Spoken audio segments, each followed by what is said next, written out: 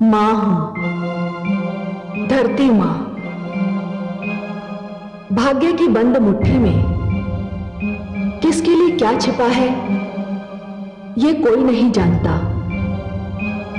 इसका पता तो उसी समय चलता है जब ये मुट्ठी खुलती है। नियति और होनी पर किसी का बस नहीं। अपना लेख केवल विधाता ही पढ़ सकता है। श्रवण कुमार के माता पिता ने राजा दशरथ को पुत्र वियोग में तड़प तड़प कर जान देने का श्राप दिया था। मैं उस समय असमंजस में पड़ गई थी कि यह कैसा श्राप है जिसका कोई आधार नहीं है, जो हवा में लटका हुआ है। क्योंकि दशरथ को तो महारानी कौशल्या और सुमित्रा को संतान ही नहीं दे सकी थी। किंतु जब दोनों रानियां इस बात पर सहमत हो गईं कि दशरथ कैकेयी को तीसरी पत्नी के रूप में स्वीकार कर लें, तो श्रवण कुमार के माता पिता के दिए श्राप के लिए एक राह निकलती दिखाई देने लगी। लेकिन क्या कैकेयी दशरथ को संतान दे पाएगी? क्या दशरथ के आंगन में सचमुच बच्चों की किलकारियां गूंजने लगेंगी, या उन्हें कुछ और करना पड़ेगा? मैं भी ये जानने को उत्सुक हूं।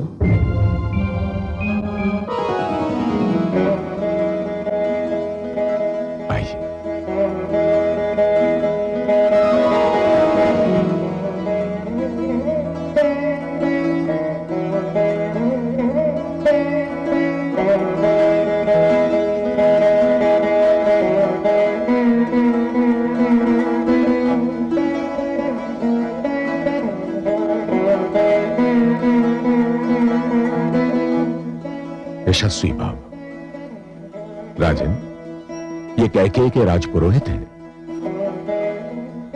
आयुष्मान भव राजन। मैं कैकेयी राज्य से महाराज कैकेयी की ओर से उनकी सुपुत्री राजकुमारी कैकेयी के वागदान की प्रथम विधि संपन्न करने आया हूं। दासी, कृपया ये श्रीफल एवं उत्तरीय स्वीकार कर पूरे कैकेयी राज्य को आभार का अवसर दे। ये तो परंपरा है राजन, स्वीकार कीजिए।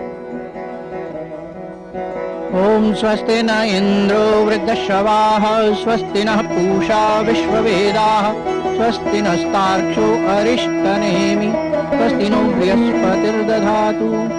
राजपुरोहित जी, इस विधि से रघुकुल ने राजकुमारी कैकेयी को अपनी कुलवधू के रूप में और राजा दशरथ ने अपनी भार्या के रूप में स्वीकार किया। और मैं रघुकुल का कुलगुरु होने के नाते इस विवाह को संपन्न कराने की घोषणा करता हूं। शुभमस्तु। ये न कहिए कि आपका मुझ पर कोई अधिकार नहीं है देवी। आपने मेरे प्राणों की रक्षा की है। मैं आपका ऋणी हूं और ये ऋण मुझे सदैव स्मरण रहेगा। और मैं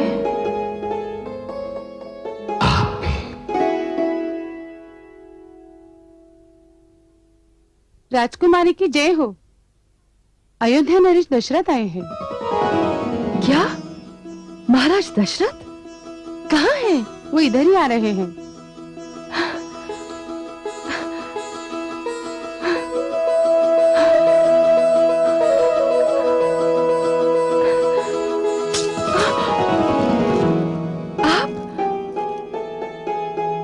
मुझे देखकर आश्चर्य हो रहा है देवी। आश्चर्य?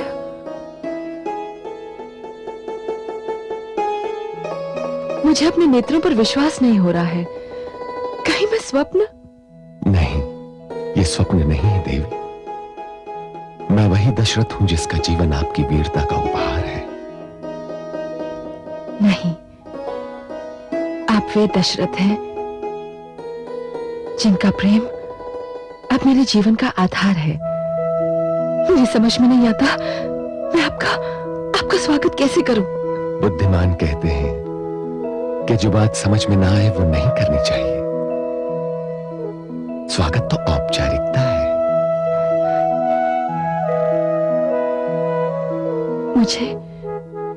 मुझे विश्वास नहीं था कि आप इतनी शीघ्र लौट आएंगे।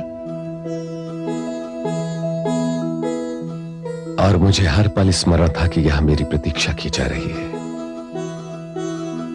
और यह भी स्मरण था कि यहां कौन मेरी प्रतीक्षा कर रहा है। मेरे नेत्रों पर आपके चित्र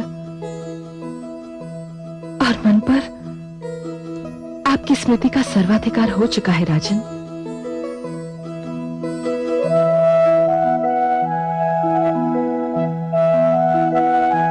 आपने ये नहीं पूछा कि मैं यहां क्यों आया। क्यों पूछूं? आपके आने का कारण पूछने का अर्थ यह होगा कि मुझे अपने प्रेम पर विश्वास नहीं। आपका विश्वास जीत गया देवी। राजन। हाँ देवी, मैं वो कहने आया हूं जो पहले न कह सका। आपने मुझे युद्ध में विजय की बधाई देते हुए कहा था कि जीत केवल मेरी हुई थी, आप हार गई थी। ये सत्य नहीं था राजकुमारी कैकेयी। सत्य तो ये है कि युद्ध क्षेत्र में जब आपके काले घने केश खुलकर बिखरे थे और श्रावण की उस घटा से मुझे आपका मुखचंद्र दिखाई पड़ा था, मुझे उसी क्षण विश्वास हो गया था कि मैंने भी अपना बहुत कुछ हार दिया है। मैं जान गया था कि ये क्षण अब जीवन के किसी भी क्षण मेरा साथ नहीं छोड़ेगा। हाँ देवी, मैंने आपके पिताश्री का शगुन स्वीकार कर लिया है।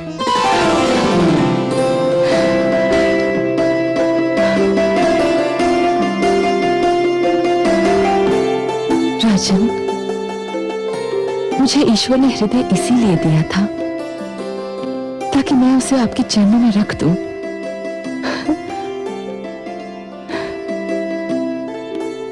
और मैंने उस हृदय को बड़े प्यार से उठाकर अपने हृदय में रख लिया है।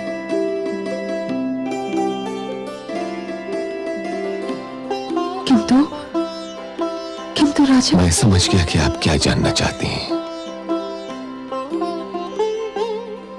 सुमित्रा और कौशल्या ने क्या कहा, यह मैं आपको नहीं बताऊंगा। बस इतना ही कह रहा हूं कि वे दोनों व्याकुलता से आपकी प्रतीक्षा कर रही हैं।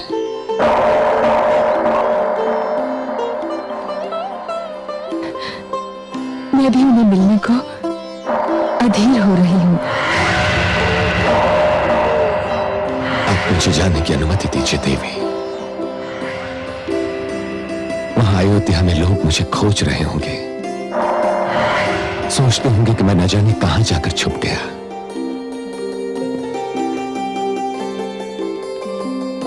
अयोध्या वाले शीघ्र ही जान लेंगे कि आप केवल मेरे हृदय में ही छिप सकते हैं।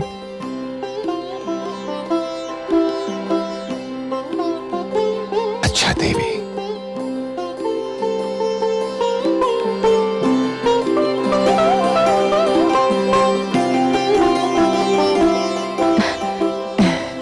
महाराज, ये मेरी धाई मां मंत्रा है। मैंने इसी की गोद में अपनी आंखें खोली थी। मंथरा ने मां बनकर पाला है मुझे। दाई मां को मेरा प्रणाम। तेजस्वी भव, यशस्वी भव, दीर्घायु भव। ईश्वर संसार की सारी प्रसन्नताएं आपके चरणों में रखते। मैं जानती थी जिसे मेरी राजकुमारी ने चुना होगा वो ईश्वर के भंडार का सबसे अनमोल रत्न होगा। महाराज, मैं अपनी राजकुमारी के चुनाव पर बलिहारी जाऊं।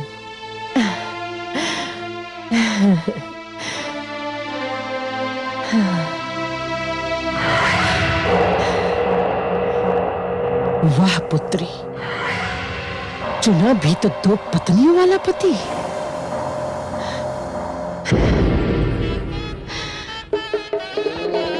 स्वस्ति न इंद्रो वृद्धश्रवाः स्वस्ति नः पूषा विश्ववेदाः स्वस्ति नस्तार्क्ष्यो अरिष्टनेमि स्वस्ति नो बृहस्पतिर्दधातु।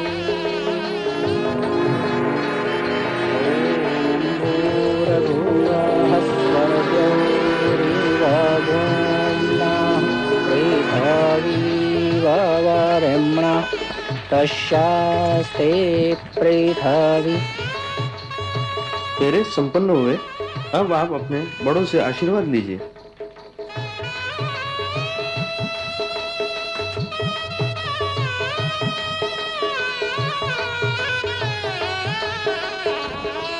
आयुष्मान भव, आयुष्यमती भव।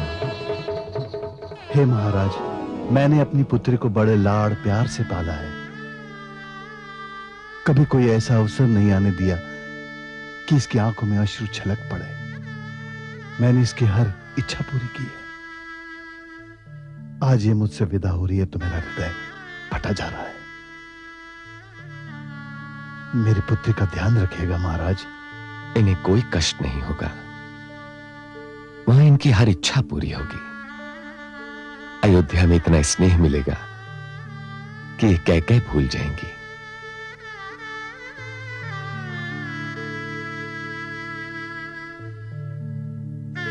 एक और विनती है महाराज। आदेश करें। मैंने आपको बताया था कि मंथरा ने मां बनकर मेरी पुत्री को पाला है।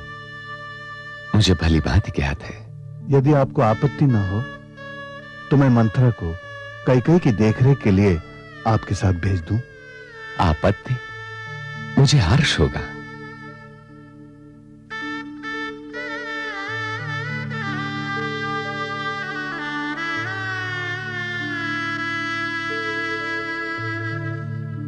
आइए देवी।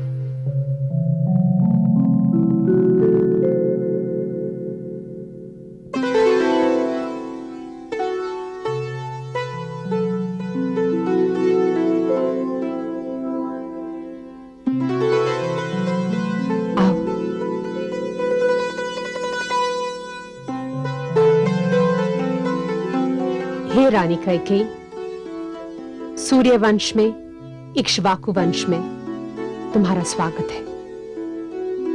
अब अयोध्या ही तुम्हारा घर है। मैं जानती हूं तुम वीर हो, बुद्धिमान हो, समझदार हो। महाराज तुम्हारे विषय में हमें सब कुछ बता चुके हैं, किंतु मैं आयु में तुमसे बड़ी हूं, इसलिए तुम्हें यह बताना मेरा कर्तव्य है कि पुत्रवधू 2 वंशों की मर्यादा लेकर आती है और उसे ये दोनों मर्यादाएं संभालनी होती है। आप सबको मेरी ओर से कभी कोई कष्ट नहीं पहुंचेगा और तुम्हें हमारी ओर से सदैव पूर्ण सहयोग, मित्रता और शुभकामनाएं मिलती रहेगी। तो मैं चलती हूं। नवजीवन की एक बार और बधाई।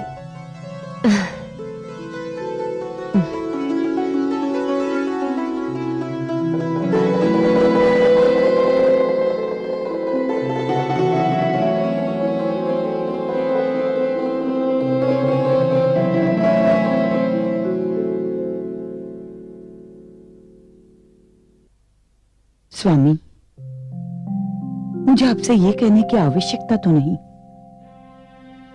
किंतु फिर भी आप जिसे अर्धांगिनी बनाकर लाए हैं उसके साथ वही व्यवहार कीजिए जो मेरे और सुमित्रा के साथ करते रहे हैं। उसके प्रति कोई अन्याय न होने पाए। वो अपना देश छोड़कर आई है, अपने पिता की लाडली है।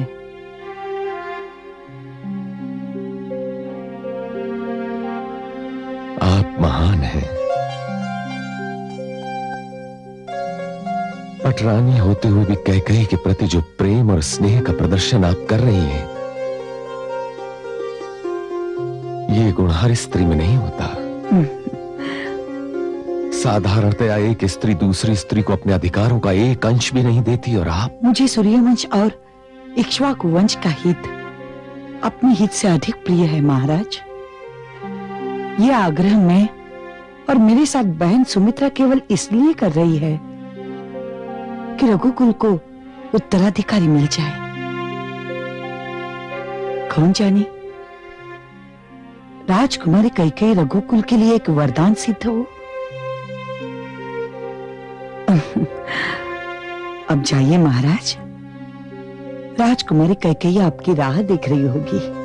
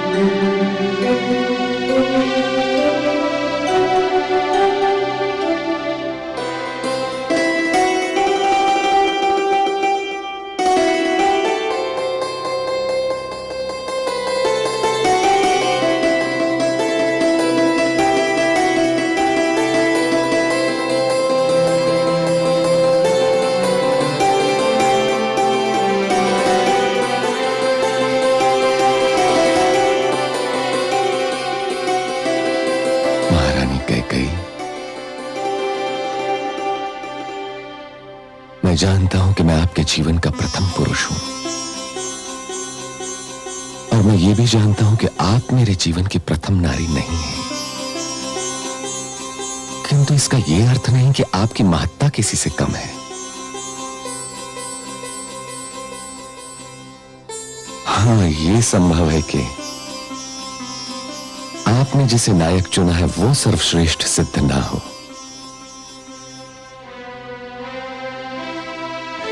मैंने आपको अपने जीवन का महानायक चुना है महाराज। सर्वश्रेष्ठ कौन होता है, क्या होता है, इसकी व्याख्या केवल मैं कर सकती हूं। यह अधिकार मेरा है।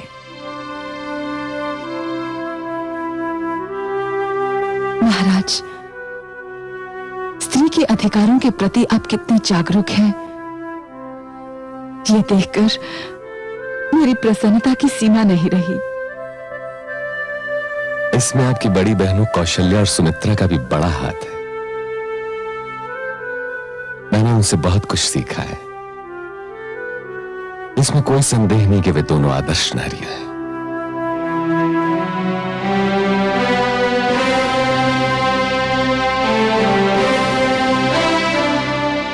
महाराज, इस कुल में आने से मैं धन्य हो गई। आपके संग नवजीवन आरंभ करने से पहले मुझे अपनी बड़ी बहनों से आशीष ले आने दीजिए। चलिए, मैं भी आपके साथ चलता हूं। नहीं महाराज, मैं अकेली जाना चाहती हूं। जैसी आपकी इच्छा।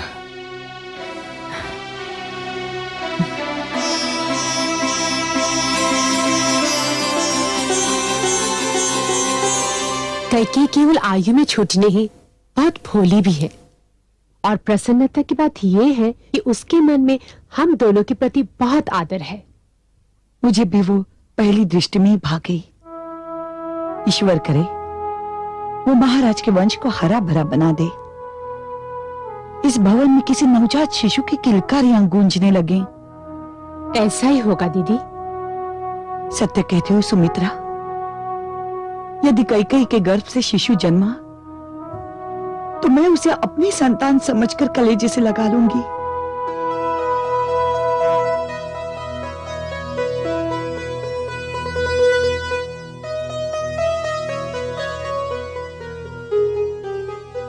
प्रणाम महारानी। नई महारानी द्वार पर खड़ी हैं। द्वार पर खड़ी है? जी।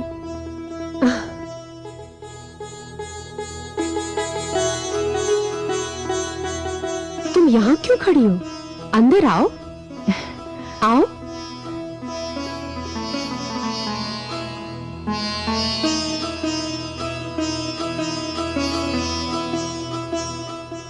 तुम द्वार पर क्यों खड़ी थी बहना? भीतर आना चाहिए था। मैंने सोचा कदाचित आप दोनों कुछ निजी बातें कर रही हैं। अब यहाँ ऐसे कोई निजी बात नहीं होगी छोटी रानी जिसमें तुम सम्मिलित ना हो। अब तुम हम सब के जीवन का अंश हो। नवजीवन आरंभ करने से पहले मैं आप दोनों का आशीर्वाद लेना चाहती थी।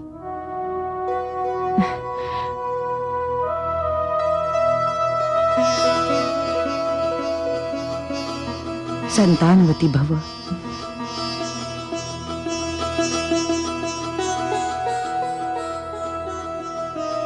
सौभाग्यवती भव। मैं आप दोनों को विश्वास दिलाती हूँ कि मैं आप दोनों की छोटी बहन ही बनकर रहूंगी। और हम दोनों तुम्हें विश्वास दिलाते हैं कि हम तीनों बहनों की भांति मिलकर रहेंगे। अब तुम अपने कक्ष में जाओ, महाराज प्रतीक्षा कर रहे होंगे। चल आओ।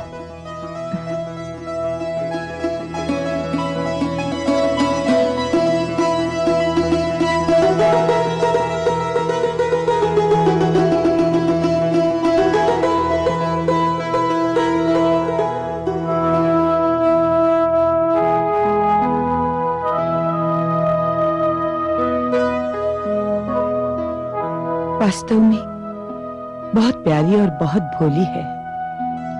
सत्य कह रही हो दीदी।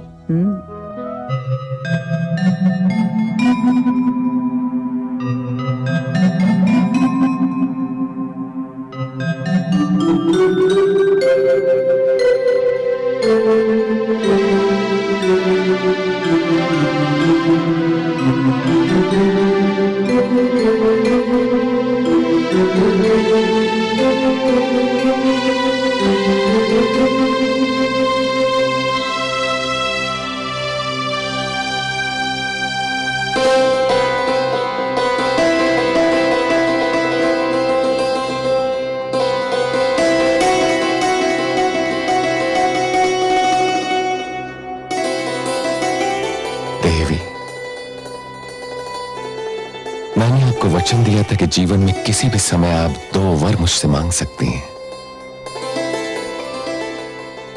आप चाहें तो आज इसी क्षण जो चाहे मांग लें।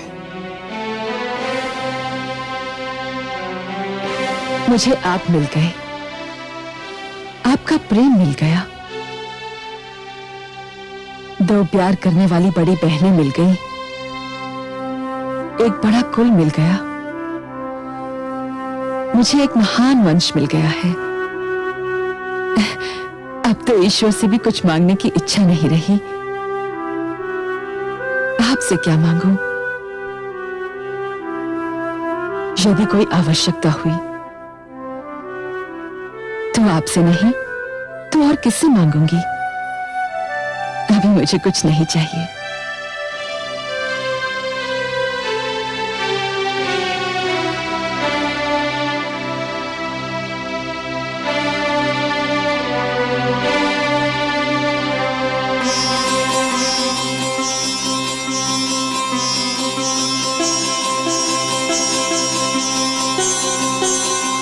तो फिर ये तुच्छ भेंट स्वीकार कीजिए।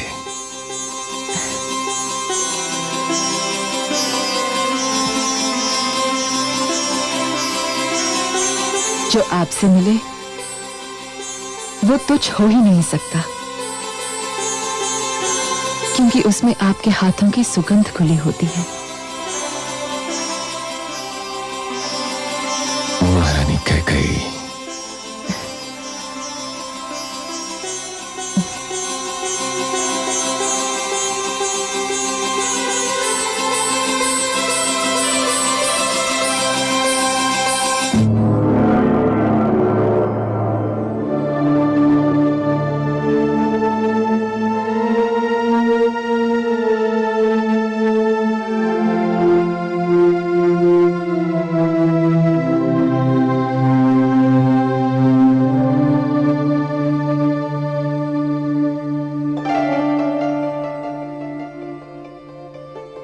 बड़े गहरे चिंतन में डूबी हुई दिखाई दे रही है महादेवी। किस समस्या ने आपका ध्यान अपनी ओर आकर्षित कर रखा है? कुछ नहीं कमल नयन, मैं अयोध्या नरेश दशरथ के भाग्य की विडंबना के विषय में सोच रही थी। विडंबना? विडंबना कैसी महादेवी? इस क्षण तो उनके जीवन रूपी सागर में सुख का ज्वार आया हुआ है।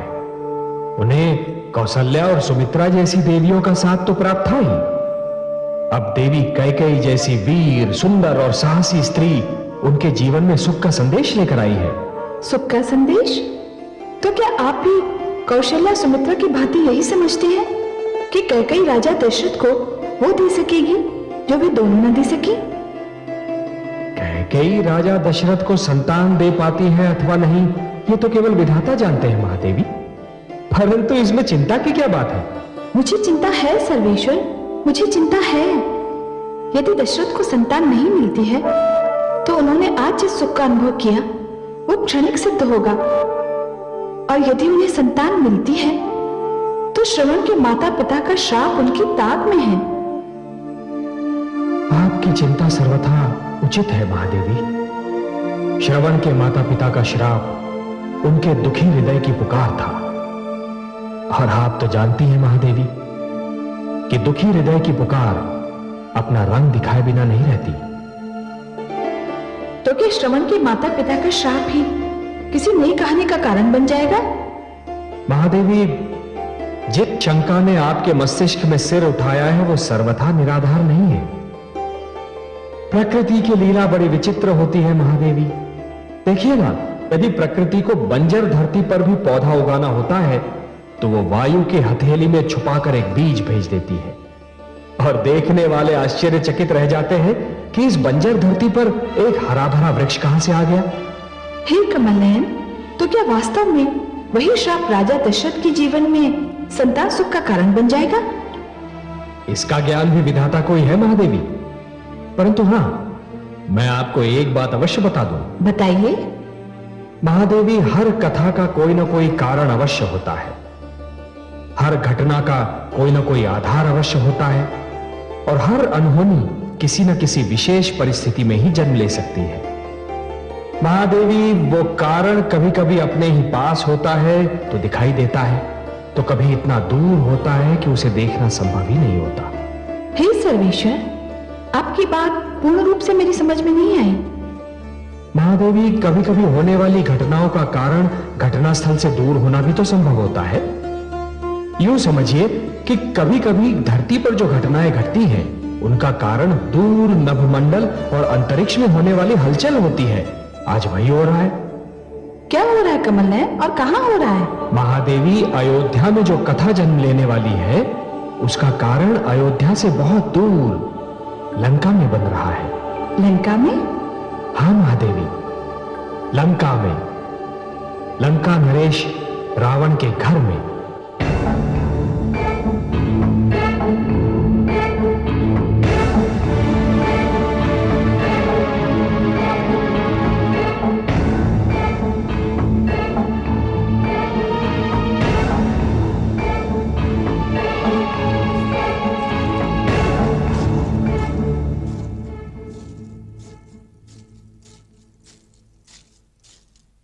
आइए महारानी, विराजिए।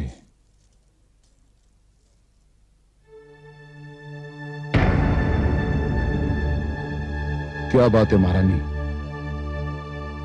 आज आप खिन्न और दुखी दिखाई दे रही हैं। हाँ स्वामी, मैं दुखी अवश्य हूं। मैं आपके दुख का कारण जानता हूं। क्या जानते हैं आप? आप मेरे उस दिन के व्यवहार से दुखी हैं जब मैंने युद्ध भूमि से लौटकर आरती का थाल फेंक दिया था, दीप बुझा दिए थे।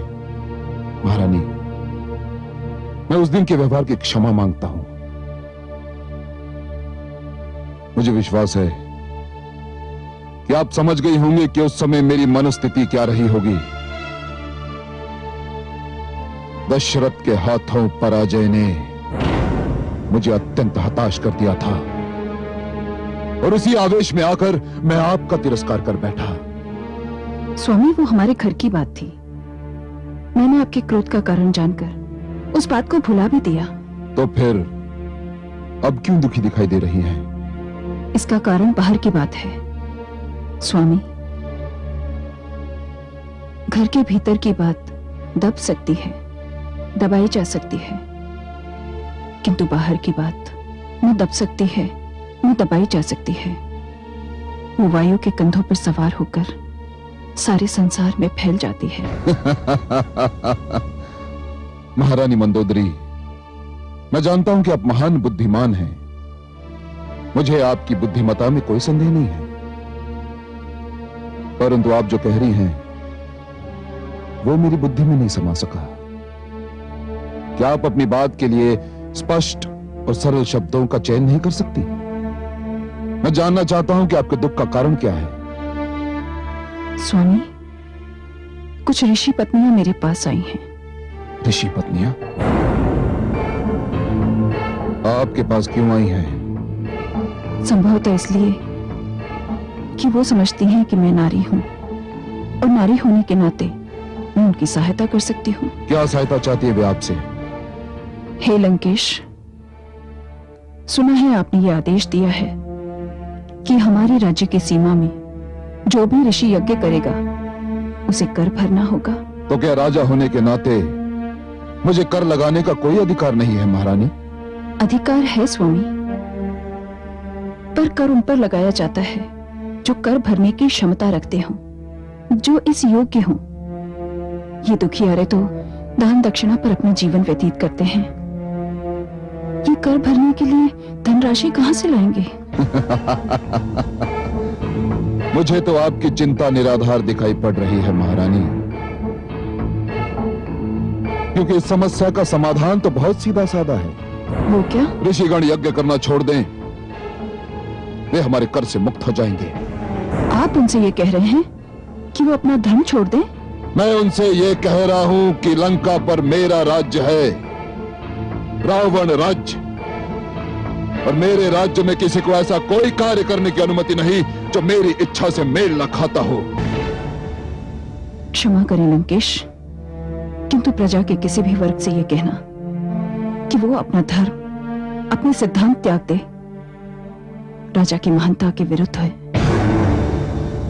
और राजा की आज्ञा की अवहेलना प्रजा के किसी भी वर्ग के लिए दंडनीय है। यदि ऋषिगण यज्ञ करना चाहते हैं तो उन्हें कर देना होगा, और यदि वो कर नहीं दे पाते तो उन्हें दंड भोगना होगा। और वो दंड क्या होगा? कुछ अधिक नहीं महारानी, कुछ अधिक नहीं। आप तो जानती हैं कि मैं बहुत न्यायप्रिय हूं। जो कर नहीं देंगे अथवा दे नहीं पाएंगे, उनके शरीर से विशेष मात्रा में रक्त निकाल लिया जाएगा। सो बात बहुत सरल है। जो भी यज्ञ करना चाहे करे, उसे स्वतंत्रता है। मैं किसी की स्वतंत्रता को कुचलना नहीं चाहता। बस जो कर नहीं देंगे उन्हें रक्त देना ही होगा। क्यों, है ना न्याय संगत? हे ईश्वर, ये न्याय संगत है। ये न्याय संगत है। महारानी, आपसे मिलने जो ऋषि पत्नी आई हैं, उन्हें मेरी ओर से शुभ समाचार दे दीजिए कि मैंने उनकी समस्या का बहुत सरल समाधान बता दिया है। अब मुझे अनुमति दीजिए। बहुत सारे ऋषिगण पकड़ कर लाए गए हैं, मुझे उनको भी न्याय देना है।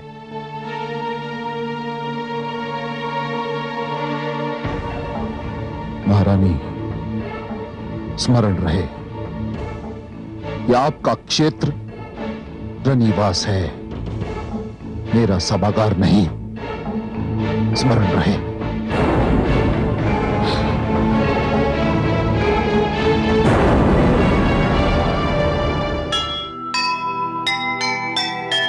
कर लेने के नाम पर बहे रक्त की धार, यह कैसा अन्याय है, कैसा अत्याचार।